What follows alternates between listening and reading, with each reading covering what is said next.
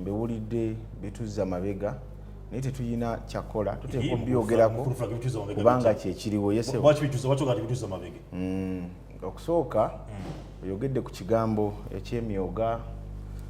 n'obyogera n'embiwuliriza njagala nange kusasira General Pecos Kuteesa tube twakava kagugula nonze naye akatanaweza na myezi 3 waliwo ettaka lyange lye baali baagala okutwala awo ekiteetika ku 7 naye nga bali bajuliza ye ekirungi bwe namukubira n'abyegaana bwe twasinkana mu kuzika General Katumba n'abyegaana so kitalo nnyo naye ku nsonga eziri mu ggwanga manya tandike naye mwennyini katandike naye mwennyini ku nsonga y'emyuga kubanga tudde nga tujogerako nnyo President yava n'alaga nti emyuga gyatambula bulungi Minisita Kasolo yavudde n'alaga nti mababulemi nti gavumenti ensonga tekoze bulungi BRDC balina okuba nti banenyezebwa BRDC ate banenyezebwa lwaki bali bakulira task force ey'emyuga omuntu akulira emyuga mu Uganda bamuyita Yoweri Kaguta Museveni kubanga yafuuse nampulira zibi mu kino ekintu kyetuze tumugambe ebbanga eddene President Yoweri Kaguta Museveni yakukutira ennyo ekisooka ekigambo myoga kya muzeeyi yennyini okitegeera kya muzeeyi ng'omuntu ye mwennyini kye yaguza ka ttiimu ffe ke twatwala mu State House ompulira ssebo ensonga ngimanyi lwakuba producer aliwa nina ekifaananyi ono mwami Mivula asobola okitunuulira olwo olunaku twali tuli mu kutongoza ebyo bye bayita emyoga nga tugitongoza nga Kasanda Modo ng'abo abaana bataddewo ebigambo bataddewo ebibiina 20 ebyali ebyempewo kakati era bwe waŋŋambye nti mwami Mivule tugende ngamba abantu abasinga tuboogera ku nsonga y'emyoga bo bagyogera mu kifaananyi kye balowooza nti kyekyali badde kireeta emirembe mu Uganda naye kye tunnyonnyola enzija yaagyo n'abagitembeeta emabega be baani lwaki President essaawa zino bateekawo Parliament egende enoonyereze ku myoga nga tebasoose bo kutubuulira jajja gitya onfuna bulungi kubanga tulina ttiimu nze Sserubiri gye mmanyi obulungi eyatembeeta emyoga ebadde etula mu kabineti ekitali kibi mikwano gyange baganda bange bemmanyi obulungi abavubuka ompulira bulungi abaakakundi ka Yasped abaava mu Brivom nze gyendi chairman essaawa zino nabalina omukulu mujenyi mumanyi yali chairman w'emaddu n'agamba nti emyoga gitambula bulungi naati kati gundi mugenyi si kibi naye tabimanyi naye ng'abitegeera hisitole waabyo bulungi era ye amanyi kino kyenjogerako kati kino ekyaba RDC natunulidde bamemba ba Parliament babasindise bagende banoonyereze ku myoga memba wa Parliament ow'NRM yanoonyereza ku myoga ate ng'agenda na RDC ate RDC numbers ezisinga abamu ku RDC bafumbekeramu obubbi bwa bino ebyemyoga lwaki baayagala bakwate enteekateeka onfuna bulungi kati ate nabo bowadde siba mativu mu kye bafuna kyokka bawadde okukulira obumbi bwaki bw'ensimbi ekyo n'okiteeka ebbali natunuulidde ate ababaka b'opposition mu kifo ky'okgenda okunoonyereza ku bapeasant wansi bayita abo babandi badde bafuna emyoga ate bagenze ku ofiisi z'emyoga awaliwo ofiisi nti simanyi tax cooperative sako myoga ate omubaka wa Parliament we yagenze mu ofiisi yaki wadde nawo waliwo obulumira tetuganye naye nga nzirayo ku ntandikwa y'ekintu kyange emyoga nsonga ya bubbi bwa ssente zaamwe wa musolo olw'ensonga ziringa 3 mukulu Frank statement gyokoze esobola gidda nze mbyogera njagana era bino nabadde mbigambo omuntu omu ali ku lusegere lwa President Museveni ne ngamba mu myezi egyo ebiri okuva kati President Museveni agenda kunokolwayo ng'omubbi kubanga yawolereza bano abantu b'emyoga ate nze mu bigambo bye President Museveni ali mu kubikkirira obuli anti lwa nsonga ffe tuvuddeyo ne tukyogera gwe wano wadde bano Bamivule bagamba tetwakabeera ku nsonga eno ompulira bulungi ngenda kusa producer wange soko bikule koti yeno NRM coordinator ne byogera bya NRM nze ndi w'NRM President goyogerako kyekemani ow'NRM naye njagala kutegeeza bannayuganda nti naffe mu nnyumba yaffe mulimu nabe si President nsuubira okuba nti analysis eyandibadde ekolebwa yalibadde mu ekiri ku ground twandibadde nga President si yavaayo olw'ensonga nkulayirira akalu kagenda kufa ate President ono ekisanja nzijawo enkya negamba akyetaaga naye emyoga gyafa gitya emyoga president yatondawo structure ye gyayisaamu sente ez'omuwi w'omusolo kubanga singa president yatugamba kubanze nkimanyi Museveni ng'omuntu atali president wa Uganda musajja mugagga kubanga ewaffe Gomba alina square 2 ez'ettaka square mile 2 ez'ettaka ekisozi kwalundira ente eziri mu mutwalo ogumu kitegeeza mugagga singa yatugamba nti nkutte sente zange biliyoni 1,000 ngenda nze zeetera mu bannayuganda okulaba nti bava mu bwavu nga yiye ekyo nandibadde sirina na buzibu naye obuzibu obuliwo batugamba nti mu bajeti ya Uganda mpulya president alagira Matia Kasaija okunoonya sente mu Ministry ya Finance baziwe emyoga ne bannanga abatulya ku STV nsaba n'abatulya ba producer obuntu buno mu bukwate bulungi tubuwe bannayuganda nze njogera president akimanyi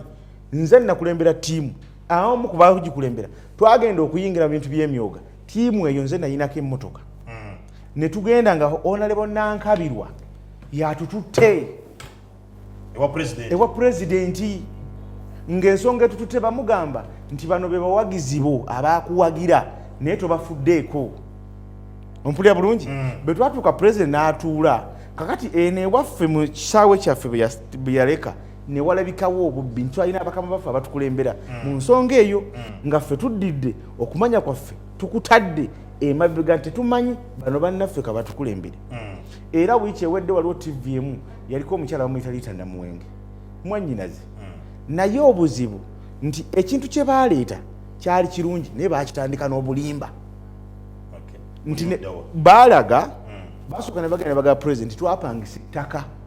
tulima omuceere ompulira omuceere ogwo gwe tulima ettaka nannyini ttaka tubanja miliyoni bimeka miliyoni 3 president ffe nga abeegattira abamu mu kibiina ky'obwegassi tubadde tukusaba tugende tusasula ono nannyini ttaka twongeze mu kukola ebibiina byaffe ezo sente bwe zaafuluma sente ezo ze zaatandika okwawula abo abaana ne babbiŋŋana balingayo mwatandika olwo ffe n'emabega tubatadde kuba twabatanga batandise okuva bagendanga president bwe twamusinkana enakaseera omulundi ogwokubiri bo ne bayingira ne bagenda nga bwe yabawa endorsement nga bajjawo sente nga bazeegabanya of course of which nze sikkiriziganya na muntu ayagala kuganyulwa yekka kakati bwe baavaawo twafuna time ne baddamu ne basinkana president ne bamugamba nti twagula n'ekizimbe ekya Pacify Motel ewa Kaliga twakola obwegassi byenjogera biri kuliko birina ku TV baba baagala njagala enkya tugende mu kooti ku nsonga eno kubanga lwaki nkyogera ntunuulira president Museveni nga lwavaayo okwogera n'akona ku nsonga y'emyoga ye tamanyi kiri mu maaso wiiki eno gye twakavaamu yasindika mu bagende banoonyereze ku myoga ye omukulu yayise kibinja kya Yasped mu State House ekikulira emyoga mu ggwanga onfuna bulungi ate kimbu kimwe report nze njagala president Museveni bw'abawa amazima lwaki tayita ffe abali against emyoga bamanyi twatandika naye mu nsonga eno era tumubuulire obubbi buli luddawo anti nazo tuzoolese wali mu maaso gategeere omukulu ensonga ezitambula mu ggwanga ozigobera ebintu by'emigobero bigobera bulungi naye nga kirungi nnyo muto wange naba muto wange Serubiri Frank ayogedde bulungi ku nsonga y'emyoga naye ojja kwewuunyanga ebintu byetwogerako abantu abamu tebabimanyi kabweyogera n'ekigambo emyoga tebakimanyi so nze njala tusooke tudde emabega tutandikire ku emyoga kyeki kati UBOS Uganda Bureau of Statistics yakola survey 2019 negamba nti omuwendo gw'abantu abakolerera olubuto lwokka ekidda kyonka President Museveni kyayita ekidda kyonka bakendedde okuva ku bitundu 68 kati bali bitundu 39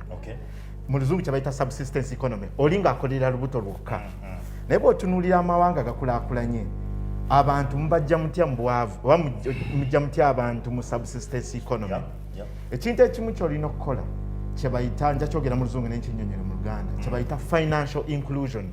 era ne bw'otunuulira mu parish model mulimu pira gye bayita ya financial inclusion financial inclusion kigazi naye okukinnyonnyola mu ngeri eri simple ekimu ku bintu ebiri mu financial inclusion nti omuntu wa bulijjo asobola okufuna loan n'afuna capital n'asobola okukola omulimu gw'asobola okukola ki okukola kati olw'okuba nti banks zaffe ze tulina si nnyangu nnyo nti ogenda kuyingira bank ofunemu loan obukwakulizo bungi bajja kukusaba omusingo gye gwe bayita collateral security bajja kusaba ebintu bingi kati President Museveni n'avaayo n'enkola gye bayita ey'emyoga emyoga kiva mu kigambo omwoga omwoga gwe mulimo gwo kati gwali moderator ku TV ogwo gwe mwogwa gwo ogwo gwe mulimo gwo kati idea eri nti leeta abantu abakola omulimu gwe gumu nti aba boda bakole ekibiina basooke basevinge bakole saako basevinge bamala okusevinga ssente gavumenti ejja ebongeremu seed capital wa bukadde 3 sente zino sizagamba ntugenda kugabana nedda it is a revolving fund nti gundi ajja kujja yeewole akozese akomyewo sente ezo n'omulala yeewole tulabyeko enkola tulabyeko n'enkola ng'eyo yasenda kaawo oba wagiwulirako yasenda kaawo ng'ofuna ente n'ezaala gwe n'osigaza ennyana n'ogiwa omulala kati kansooke nkwe point yange nze sisobola kukuba nkola ya myoga sisobola kugicriticizinga kuba nkola nnungi nti abantu beegasse mpataddemu seed capital omuntu abadde bana bakyala bakola mu katale yeetageko capital ka mitwalo 5 n'agenda niyeewola mu ssaako yaabwe n'akola n'azzaayo ssente naye nze kyensobola okugamba eggwanga oba okugamba President Museveni ntwetaaga okutereezaamu awe tulina okutereezaamu kati ekisookera ddala mu bintu byetulina okutereezaamu kyekintu kya sensitization mu Luganda tukiyite tutya mu Luganda ate bw'oyogera okusomesa Oluganda kati bw'oyogera okusomesa ate kibanga teaching sensitization kwe kutegeeza okutegeeza abantu okunnyonnyola abantu nti emyoga kyeki kuba abangi emyoga we jajjira mu biseera bya campaigns nga balooza nti NRM egabudde era gundi omukulu yavuddeyo Arabi Kaija FBC n'agamba nti emyoga political tool kati abangi tunatubule nawe oli mu NRM nze nange ndi wa kibiina kya NRM kati emyoga abantu emyoga NRM owebweru akyayina omutima gwalowolezaamu oli munarem owaawa ow'omunda enjawulo ali kabalaza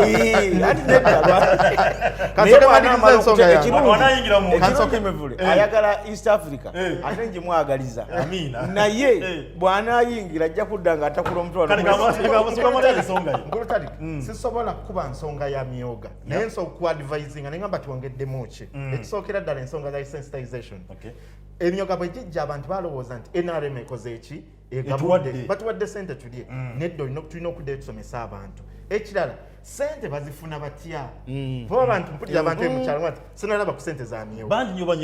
sente za myoga tunazirabako era bwobuuza abantu nti sente z'emyoga tunazirabako balowooza nti abantu bajja kujja ku kyalo nga bagaba ki tubayigiriza nti mulina okukola saako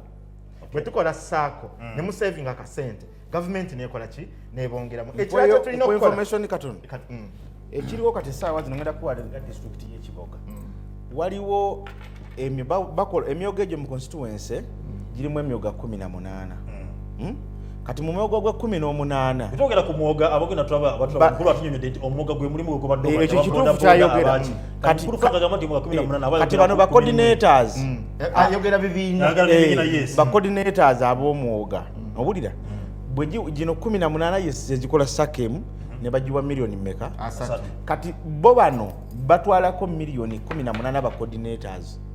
nga bakozeyo omwogo ogwabwe nkwa district y'Egomba ey'Ekiboga nti gw'omwoga ogumu kwejje 18 guba gwabwe ate nga guliko miliyoni 18 nga ate tegulina gye gugenda ku reportinga kati information jampadde nnungi ategenda kuntwala ku kyembali njawo okwogera so kisookera ddala ngambye tuddeyo tukole sensitization abantu bategeere emyoga kyeki sente tuzifuna tutya ekyokubiri tuli kugamba nti sente zino okuzifuna mulina okuba nga mukoze saako naye abantu baffe tebamanyi mitendera gy'olina kuyitamu kukola saako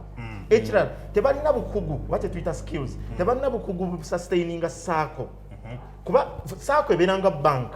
ebeera bank ddala naye kati abantu baffe balina obukugu tulina okuddayo tubasomesa ebintu bino ekyokusatu kye tulina okukyusaamu kyetuyita bureaucracy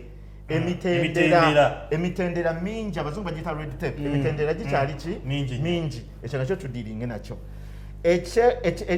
ekiddiri ekyo ate tulina okukola sente bagamba abamu nze benjogeddeko nabo nti obukadde 3 bwe mutuwa sente ntono nnyo mwongereko naye nze ndaba kino kiryoke katandike ne miliyoni 3 bwe tuddamu ebi mu financial yeddako bwekinakola obulungi eno eringa pilot abazungu bagita pilot soke tulabe kikoze bulungi bwe kiro olinga buto nekikola bulungi sente zino zisokola ki nsabonzikirize mbuuzeyo akabuuzo kamu nga bw'omalire njagala otusangazeemu sente z'emyoga zivaawa sente z'emyoga zino ziva era bw'otunuulira bajeti yaffe ziva mu budget ziva mu consolidated fund era bwendaba mwalimu billion 260 billion government ya Uganda zeyayisa mu microfinance support center so sente zaffe zamuwamusolo so government ekomyawo sente zaffe sente zaffe tuzanyira mu nsimbi zaffe sente zamuwamusolo naye nga zizze kwagala kutumbula kujja bantu baffe mu bwavu kuba ensira y'okuyuba saveri gye mbadde kugamba kiraga nti obwavu bweyongedde kati nze nange wenkugambira kati awo gavumenti olina okujja ne intervening kano Serubiri ochampa information omukulu Serubiri alina kyayogeddemu ate kiri very important tulina okutunuulira obuli bw'enguzi corruption nze nja kugamba ekyo president takyagala obuli bw'enguzi obuli mu myoga tulina obunogera eddagala muzeeyi takyagalira president nze anti kituufu lwa nsonga kankunyumize lwaki abuwagira president Museveni owagira obuli bw'enguzi mu nsonga y'emyoga kubanga tokkiriza kunoonyereza nenkunyumiza nenkunyonyola president ayagala tugamba nti buli akola omusango mu Uganda parliament yemunoonyerezaako bwano kano kantu katono nnyo lwa nsonga nze kankuwa information ogizimbe abantu abali mu myoga bagigabanyamu regions ompulya sebo ewaffe atwala emyoga mu Greater Mpigi bamuyita Lubegadde ogw'omumanyi yagitwala n'atwala n'emyalo onfuna bulungi Lita Namuwenge ali mu Western naye nga ali ku national omuntu gwe bayita Bisaso Abudu owulira chairman w'abavuka b'e Kasanda yatwala emyoga wano mu Central Region ompulya bulungi twagala president atubuulire kana akakundi k'abantu be Masaka tulina Mutesa atwala emyoga mu Wakiso bamuyita Siraje Embula onfuna bulungi ke kana akabinja kenkugambya akaki wenkugambira nenkusaba agitwala mu Rwenzori region bamuyita Akimu Kintu Wekasanda yagitwala mu Rwenzori region njagala ombuulire president tugenda wala nnyo tukwate kana akabinja k'abantu ya president ke yakwata n'atwala ne mu cabinet netandika okwebuuza abantu bano betutula nabo mu cabinet be baani onfuna bulungi era emyoga gyali gikubaganyizibwa nga gyagala gitwale mu prime minister's office nga negirwanibwa gigende mu micro support center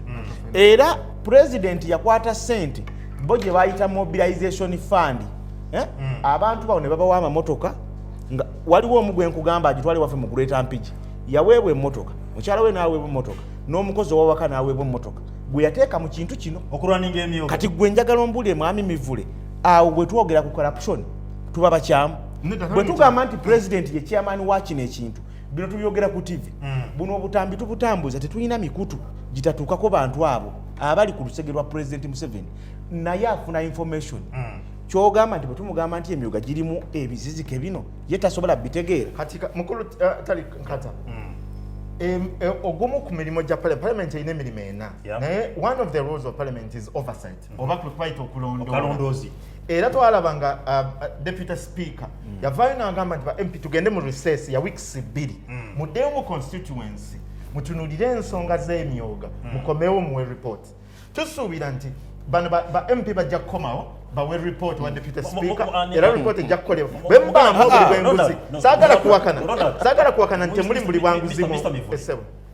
president yavudde n'akola speech n'akasimitira nti emyoga is a success before even the report of the parliament yakijeewa anti bw'otunulira ekigambo success gobeerako ne benchmarks z'opima nogamba nti emyoga bwe gitambula ne gituuka wano so butafuna 10 ku 10 naye bwe tufuna 60% it is a success era ne bw'osindika omwana mu kibiina bwakola paper talina kufuna 10 ku 10 naye afuna 75% baga nti ono omwana ayise excellence so emyoga teginatuuka kwa 100%. I agree n'omukulu Sseribiri byayogedde mulimu obuntuntu mulimu corruption mulimu ebintu byonna byenjogedde naye President Museveni bw'aba apimye n'agamba nti tuli ku 70 ne bwe tubeera ku 60% then we are good to go. The emyoga is a success. N'ekirala munzikirize nga ziye ku nsonga y'emyoga tufune info kubanga nze kwadida kikasana mwami Mivule enteekateeka gy'ayogera nange njagala okukiriziganya naye nga tonamuwa dakiika 3 nze kyenjagala tukole omanyi mulimu ekigambo kye bayita critiquing ne criticism. Criticism kwe kolokoota critiquing kwe kutunuulira ekintu n'ogamba nti tukyusizaamu wa njansooke mbuuze mukulu Frank Sseribiri emyogoloza nkola nnungi. Yes. Wonderful. Ebanga enkola nnungi nze kyenjagala mu submission ye mu dakiika 3 njagala ogambe nti tutereezaawa emyoga singa president walera avaayo owulya bulungi parliament neteekawo abantu abeetengeredde oba abali independent ku nsonga y'emyoga ne tumanya nti sente ze bagaba teziri mu kusanyusa bukundi bw'abantu. Onfuna bulungi president najjawo kiri kye yali aleese mwe kye mugamba nti si kituufu ekyokuba nti sente zino zaali zizze kuwugula muntu ku campaign era ffe kitukolera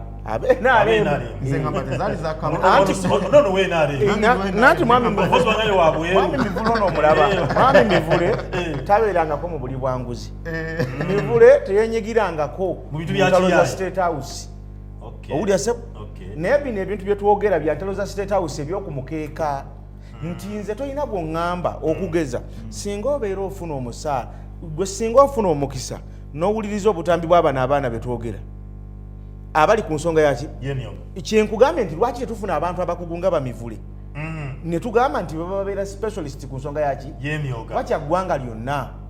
era nze singa kiba kya ggwanga lyonna nzikiriziganya n'enteekateeka eno okwongera mu maaso n'okugiwa ssente nga tumaze okugyekennenya. Nze kyenjagala pulezidenti akkirize nti abantu banyigiriziddwa nnyo ku nsonga y'emyoga batya abantu babatambuza abantu babaggyeko ssente mwami Mivule nnyina abantu abasukka mu 10 nga bwe mbakuleetera bakugamba nti okujja okubasomesa badisitulikiti babasabanga emitwalo 15 owulira mu ofisi ya RDC omuwandiisi ayagala yesigalize miliyoni 7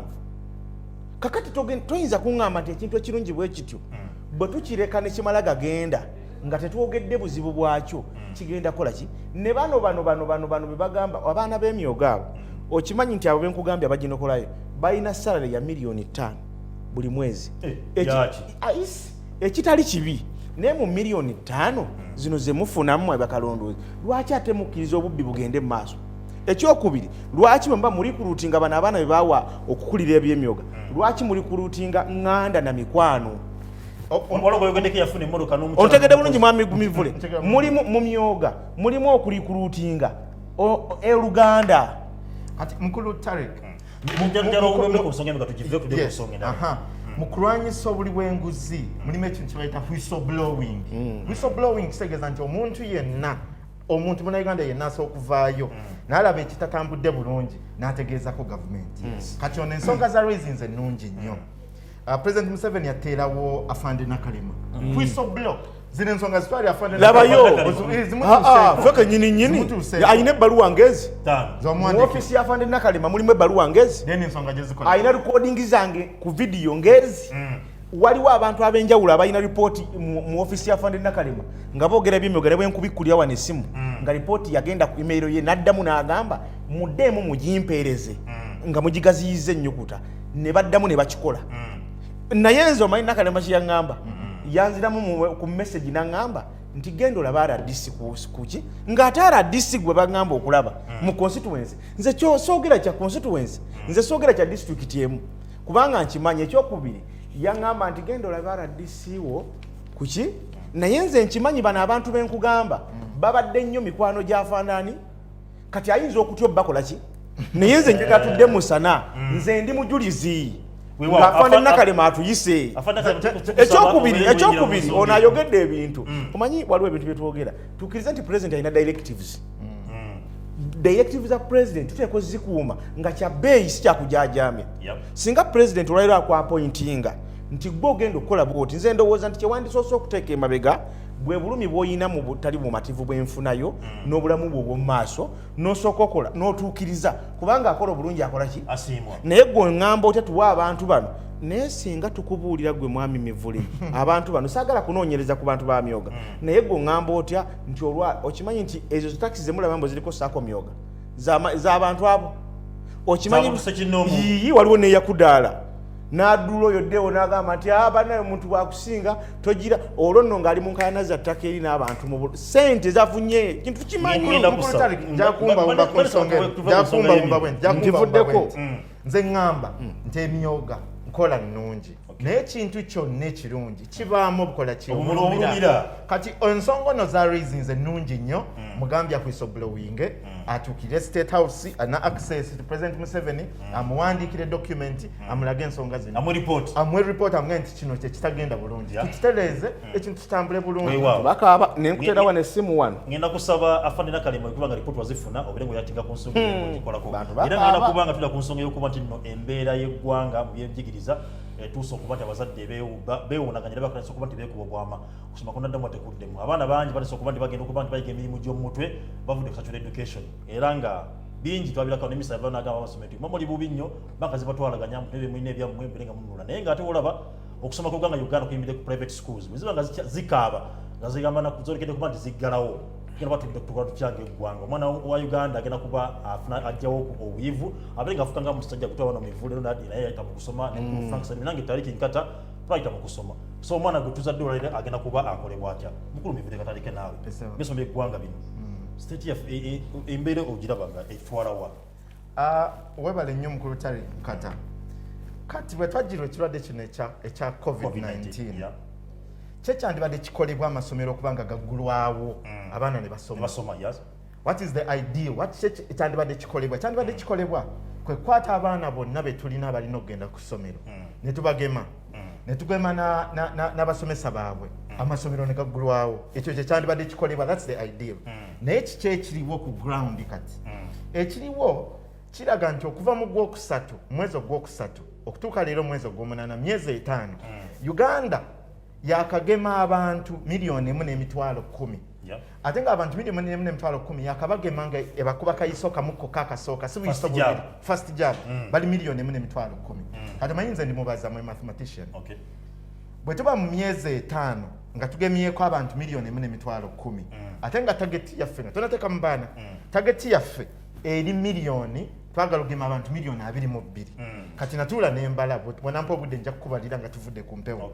nti mu myezi 5 tugemye abantu 1,410,000 twetaaga ebbanga lyenkana ki okugema abantu 2,000,000 nkubulire ansa gye nafuna toweeraliikirire ku speed eno gye tuliko kijja tutwalira emyaka 8 omwana wange akoze P7 kati abaana nga tetunababala tetunayingiza mu baana kuba mu target y'abantu 2,000,000 temuli mu baana basoma so okugema nja kukolera computation nga tuvudde wano ku mpewo twetaaga emyaka 8 okugema abannayuganda 2,200,000 naye kati ani gwonenya anti nkubalidde nti mu myezi 5 okuva lwe twafuna batch yasooka from the COVAX facility twakagema abantu 1,500,000 kati twetaaga banka lyenkana ki x twalisomanga ni mu primary find x what x time do you need okuvaccinating abantu 2,200,000 wetaaga emyaka 8 so okutugema Uganda economy etereere bwe tugendera ku speed eno twetaaga emyaka 8 naye onenya gavumenti tosobola kunenya gavumenti lwaki tonenya gavumenti eddagala abasajja abazungu bakwata vaccines zonna ne bazigula ne bazitereka they're holding them nja kuwa facts Africa yonna bw'ogibala Africa ina abantu 1.3 billion people mwabo just ebitundu 2% be bakagemebwa mu Africa so tetulina ddagala tetulina vaccine tewali basobola dituwa lyebatuwaddeko nze nyina investor asobola otufunira eddagala erisobola okugema bannayuganda mu myezi 3 kino kibanga kivuddewo nyina investor musajja muyindi alaja nebbanga lyonna yayina capacity efuna eddagala ya AstraZeneca etwagala Uganda mu myezi 3 nebanga emaze okola ki okugemebwa lwaki tebabawa chance kamuddemu obwo bulimba oyagala n'omuyindi gwayogerako India yatuwanga from Serum Institute India yatuwanga eddagala India bwe yayingira mu phase eno ya Delta variant nerekera okufulumya nanti si Uganda ffe kabanoonye eddagala kyennyonnyodde mwami Mivule nkugambye bw'abo boyogera nti baali siba waliwo bwe tulinako access nga basobola okutuyamba ku nsonga eyo kyenkakasa nti abamu bayogerako ne Dr. Diana naye lwakuba tebina bakuteekebwa mu nkola naye lwaki tubawa mukisa kyogamba Uganda esente nziramu ku mpewo za STV tosuubira nti muto wange ono Frank Serubiri alina investor gwamanyi nga President Museveni tasobola President Museveni w'eggwanga ng'anoonyeza eddagala limubuze ye Frank tannalinoonya lwaki taninonya katuve ku Uganda katunulire Rwanda enoonya eddagala teririna Kenya enoonya eddagala teririna amawanga gonna ataano mu mukaaga ga Africa ganoonya eddagala tegalirina ye Frank Serubiri agamba mwami Mivule saagala olimbe bannayuganda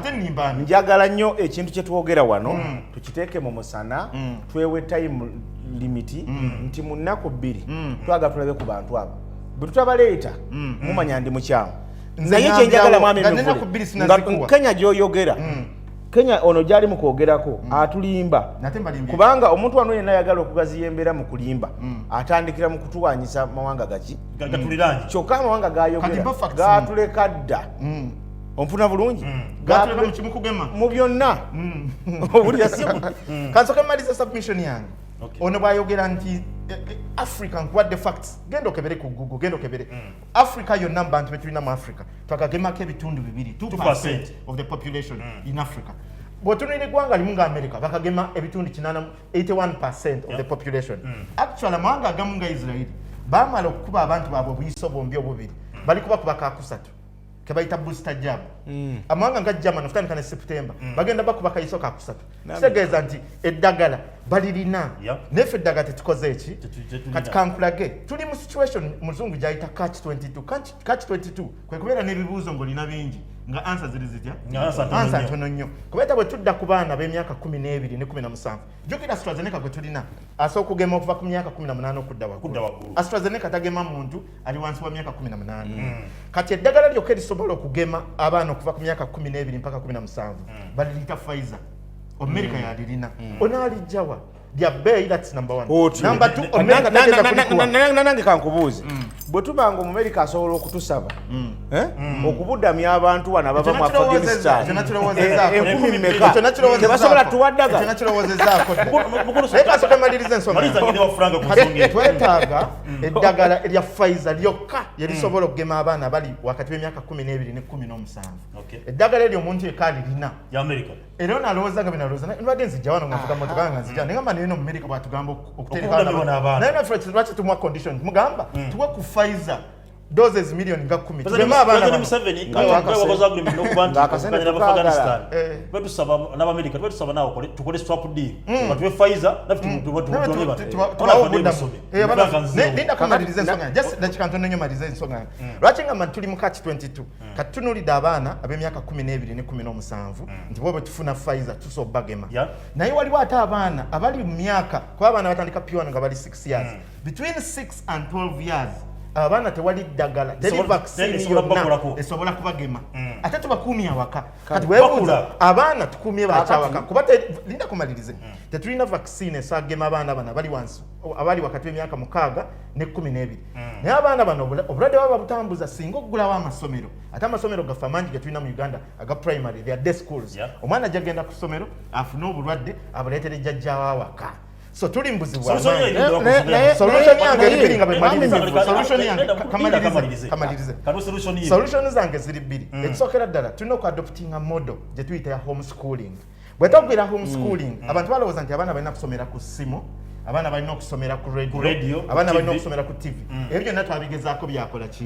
byagaana naye homeschooling model abaana musobola okubawandiisa ku masomero agali kumpi ne mugenda ku ssomero ne mufuna reading material kyetuyita reading material ne bafuna notes abaana ne basomera ewaka in the meantime abaana bagire nga basomera waka kuba ekyokuggulawo amasomero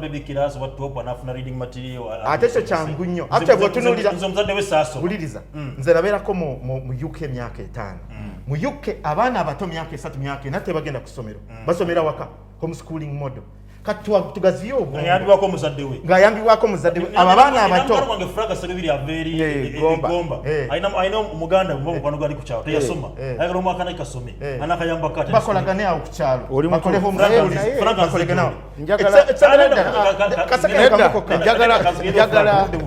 njagala kusanyukiramu ensonga ya mwami Mivule naye ekizibu ky'abantu bano gavumenti eyo giraba kati bantu tosobola bbawo access bwe buzibu bwokka bwe tulina tesobola bakozesa baliwo bantu kyalo mwe Mivule ono omulaba nze ngoberedde mwami Mivule ebbanga ddene singa ebintu byayogera wano tumuwa chance mu gavumenti okutusaavingira ekyo kubanga nze njagala nga bwakyogedde wano ye ng'akiinako obukugu era akimanyi nti kyali kibaddewo lwaki Ministry of Health Minister waffe Maama Janet Kataba Museveni oba ne bamuyingo tebawa omukisa ekintu kyayogedde naye nga kiva ku ye kubanga yakikola ki yakimanyi okukibunya Uganda nga bwe tuzze tuwa omukisa ebintu bya President Museveni okitegeera ng'ab'emyoga ng'ate bitambulira ku sente ya miw'omusolo ebwo nga nvuddewo njagala nnyo tutunulire Munnayuganda gwe gw'ogambye oli agenda okusiigibwa ekirwadde kya COVID-19 naye ng'essaawa zino tosaasidde mutabani waali e Kampala asuubula engoye ebweru w'eggwanga e China e Hong Kong oba ettaka n'azita mu Uganda ng'abadde omukyajinga omusolo gwa miliyoni nga 150 ku konteyira olwayiro omugamba agenda kusasula ebadde ye75 bagenda kisasula obukadde 2 kakati nze njagala ombuulire kyokka ono gw'oyogera yayimiriza bano bewalabye abali ku mativi ku mawulire abagamba abawadde gavumenti weeks 2 be bayimirizaawo famire zino mu kyalo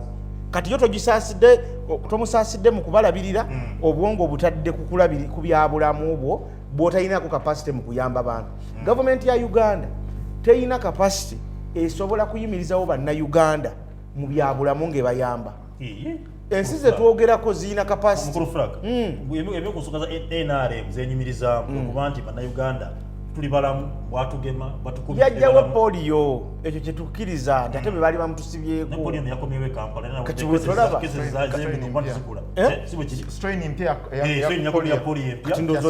kati mwegendereze nnyo Pulezidenti Museveni natunulidde ku kiro ekintu kisebe ekyokugamba nti baleetewa n'abantu lwaki nga mwami Mivule bw'abadde ayogera ogenda natunulidde omukulu w'omweggolo ekiro minisita naga nti Amerika n'okwatagana nayo nebanga erina kyekusaba Amerika obuyambi tofukamira n'okufukamira Pulezidenti Museveni azze atuvumirira abazungu ebbanga lyonna n'enteekateeka zaabwe Pulezidenti Museveni omanyize bino mbyogera saagala muntu yeefuula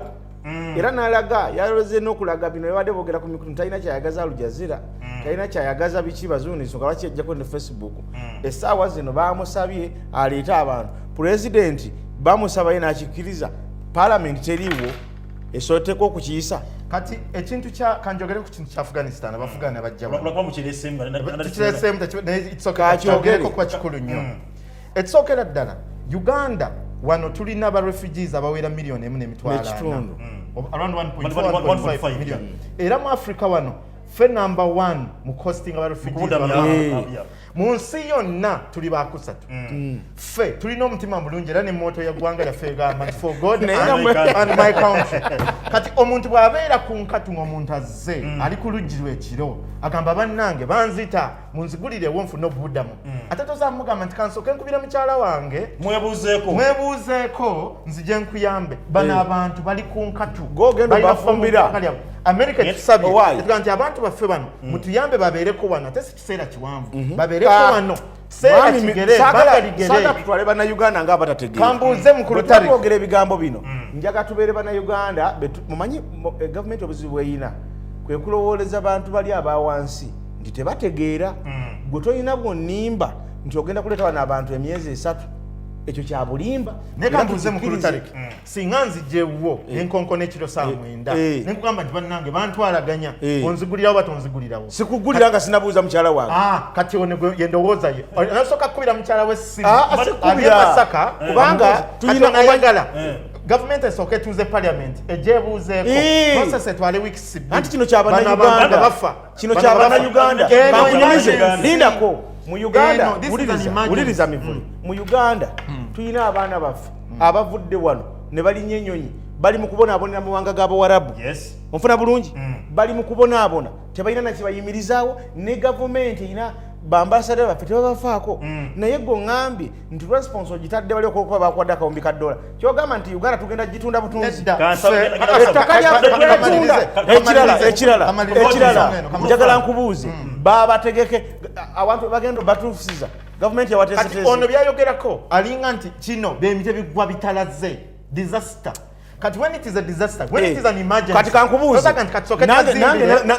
nange nenkubuuza mu COVID-19 ono babadde bagabira abantu ssente owulira ssebo ne bagaba n'emmere ne bannansi boyina bakulemye minisitule y'ebigwa tebiraze olemeddwa okubategekera bali mu kubonaabona obabinika emisolo obaleetera buli kimu nti mugenda kusasula ebintu by'emmotoka simanyi biki kati ate ng'omalanga obateekako obuzibu ng'olagabali bebantu okimanyi ffenna nga bwe tuli buli muntu yenna okimanyi nti yo potential refugee busa okukyenkya nga gavumenti yaffe tekyali mu buyinza ng'onoonya buddamu bugenda kukya si buyinza oliddawa nga toyagala kukkiriza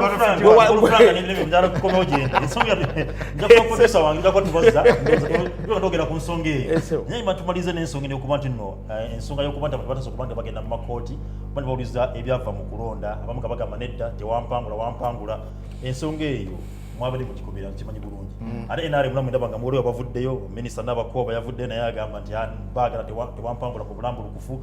waliwo omukyala owekitiibwa Honorable kati atwala East Africa Rebecca Kadaga Salamu Musumba mugamba munange naye wakakula obwabuzi bwange ensonga eno mugira mutya tukyetaga okuba tudda mu ndoto zino ez'okuba nti akalulu ate simanya wampangula tewampangula kati election petitions tetusaza avoidinga kuba bwe tugenda mu contest yona bwe tugenda mu kalulu mubaamu abazanya mu luzungu kye bayita fall play mubaamu obukodyokodo abantu bebateekamu mulimu okugaba ssente abamu tebalina mpapula so election petitions zino tolina ngeri gy'osobola kuzijjawo naye nina ekintu kimu waliwo omubaka ayabadde mu parliament ow'erubaga south omukulu Katolubwama bamuwaabira omusango nga yakayingira mu house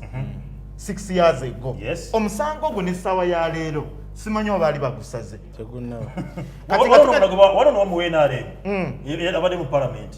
ekisanja nekiggwako ng'omusango tegunakuggwa nze kyenjagala okusaba gavumenti yaffe n'essiga eddamuzi nti bwe tuba tuyingidde gino emisango gikolebweko giggwe naye si buli kiseera case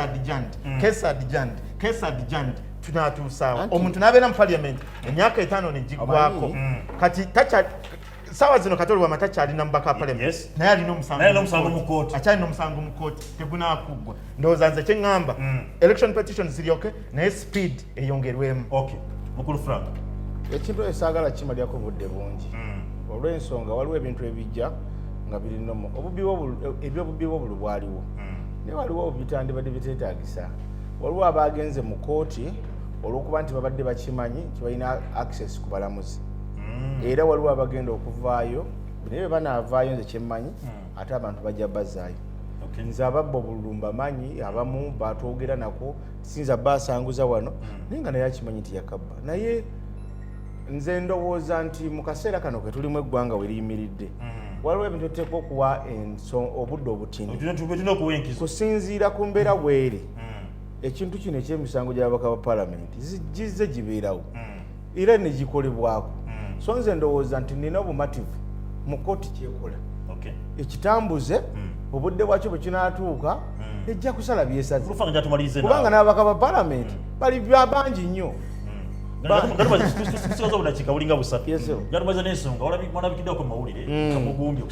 nsonga zino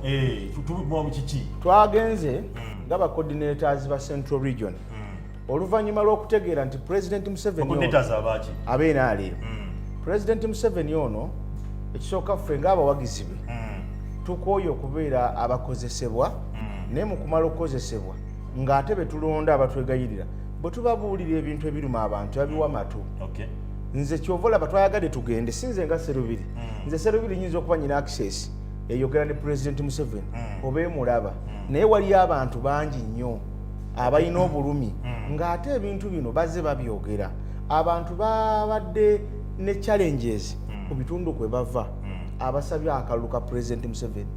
nga basinziira ku bino bye twakayitamu tuvudde ntubagamba nga bacoordinator nti sente ze mugenda ogabira abantu zigenda leeta obuzibu abantu tujja kubanoonyamu kalulu kisana kye tugendamu baagaana okutuwuliriza ekyokubiri twayagadde okulaga President Museveni wali ku State House nti abantu bonna be yalonda amatu gaabwe maggali bwano wano ekiri mu Uganda teri akolera gavumenti buli muntu yeekolera kike that's why olaba abantu bali satisfied omuntu bwafuna ekifo tayagala kizanyiramu yayagala kuweereza alage President Museveni nti waali watereevu naye ng'eno wansi wafa kati bino twagenza obikola nabadde njagala kulaga kifaananyi titwawandiikira Secretary General wa NRM n'atwa received copy n'ata responding twawandiikira Minister wa Security General Jim Muhwezi n'ata responding okumumiitinga tumunyonnyola obuzibu obuliwo n'abantu be bayitamu essaawa zino tulina abantu twawandiikira Minister of Presidency Mire Babalanda nawandiikirako Commandant SFC by then yali akyali mu General Muhoozi ne watabaawa responding obuzibu bwe tulina actually abantu bangi nnyo be tuwandiikidde mu categories zino naye ng'obuzibu twagala obbalaga nti mu kulonda kwa NRM okwakaggwa abantu baffe abatakyasobola kudda ku byalo byabwe they are many